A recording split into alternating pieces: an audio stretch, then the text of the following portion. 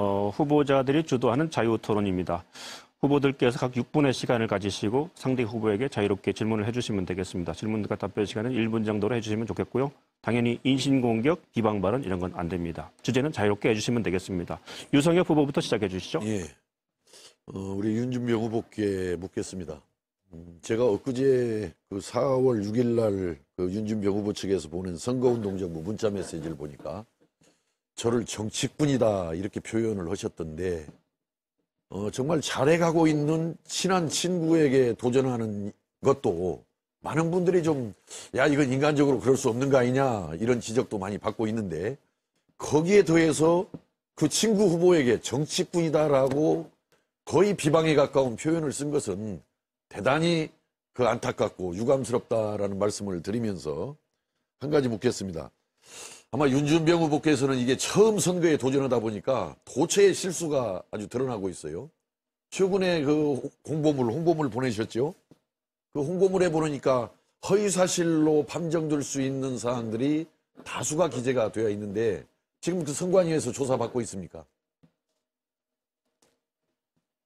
조사받고 있다는 내용이 뭔지를 모르겠어요. 아니 허위사실로 예를 들어서 없어요. 뭐 정책인 대상, 뭐 서울 대상을 수상했다라고 되어 있는데 조사를 받는 게 아니고 자료를 좀 제출해달라는 요청을 받았지만 그러니까 이제 그게 조사의 시작이겠죠. 아니, 조사라고 할 수 없고요. 어떻든 뭐 자료 제출 요구를 받았다는 건데 명백한 사실이기 때문에 아니 제가 말하는 것은 기관이나 단체가 수상한 대상을 내 개인이 수상한 것처럼 표현한 것은 명백한 허위사실 표기입니다. 그리고 그거는 주장이죠. 이어서 물어보겠습니다. 그건 나중에 선관위가 판정을 해서 그러니까요. 판정을 해서 문제가 있으면은 투표소에 게재하도록 되어 있어요.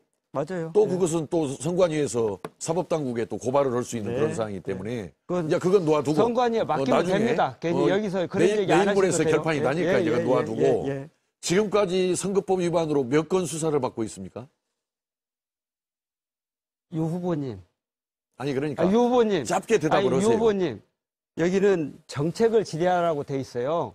정책을 질의하세요. 아니 정책을 질의하세요. 선거법 위반이 만약에 확정이 되면은 당선 무효가 돼서 재보궐선거가 벌어질 수 있는 중차대한 문제예요. 정책과 함께 후보에 대한 검증도 매우 중요한 겁니다. 그렇기 때문에 이것을 정책을 하라고 하면서 이걸 비켜가는 것은 올바른 태도가 아니에요. 유권자에 대한 바른 태도가 아니죠. 그거는 유권자에 대한 A가 아닙니다. 몇 건 조사를 받고 있습니까? 제가요, 우리 유 후보님 지금까지 토론에 3번 아니 들어보세요. 아니 그러니까 내가 답변하는 대답을 하시라고 몇 건을 조사를 받고 들어보시라고요. 지금까지 3번에 걸쳐서 이 얘기를 했어요. 이미 저는 충분히 이 얘기했다고 생각합니다. 지금은 정책 질의 시간이에요. 이게 법정 토론 내용을 마지막이기 때문에 몇 건 조사를 받고 있습니까? 분명히 한 말씀을 해보세요. 그건 답변할 필요도 없어요. 이미 3번에 걸쳐서 유권자에 대한 올바른 태도가 아니다. 3번에 걸쳐서 답변을 다 했기 때문에 그 내용은 유권자들 다 이해하고 계실 거라고 생각합니다. 구체적으로 또 하나 묻겠습니다. 한 정읍시민이 저한테 제보를 해서 굉장히 신빙성 있는 분입니다. 윤 후보께서 2019년도 9월 16일 날 공직선거법 외 한 건으로 고발당한 그 사건이 아마 이것은 저는 유사선거기구 설치에 관한 사항으로 알고 있어요. 정당법 위반이기도 하고 그 사건이 아직도 진행 중이다라는 그 증거를 저한테 보내왔어요. 그런데 묻겠습니다. 이거 진행 중입니까 아닙니까? 정책을 질의하세요.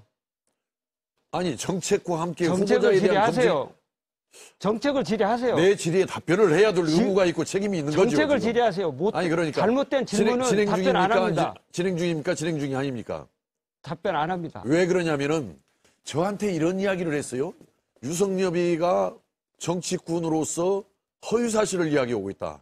법적 책임을 져야 한다라고 그랬는데 만약에 유성엽이가 이 주장하는 이 내용이 허위사실입니까?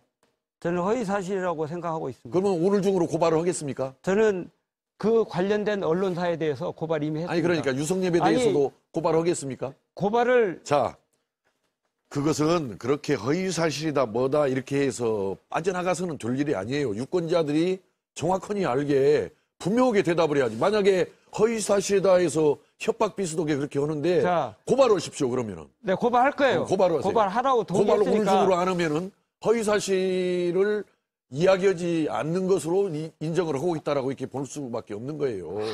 참 궁색합니다. 자, 유 후보님. 아니 그러니까 아니, 거기에 제가 대해서 지금 이제 수사 진행 중이라는 유력한 증거를 가지고 있는데 들어보세요. 내 증거가 뭔지는 내가 모르겠는데 소위 유 후보가 주장하고 있는 내용을 같은 입장에서 보도한 들어보세요. 내가 이 얘기했으니까 보도한 지역 언론에 대해서 그 내용이 사실과 달라서 고발했어요.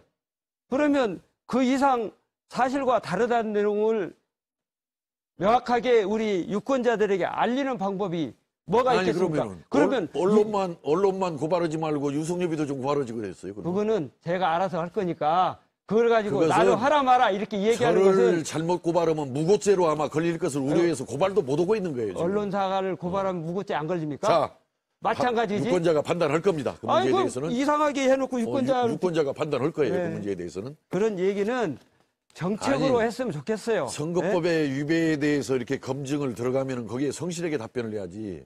또 한 가지 마지막으로 묻겠습니다.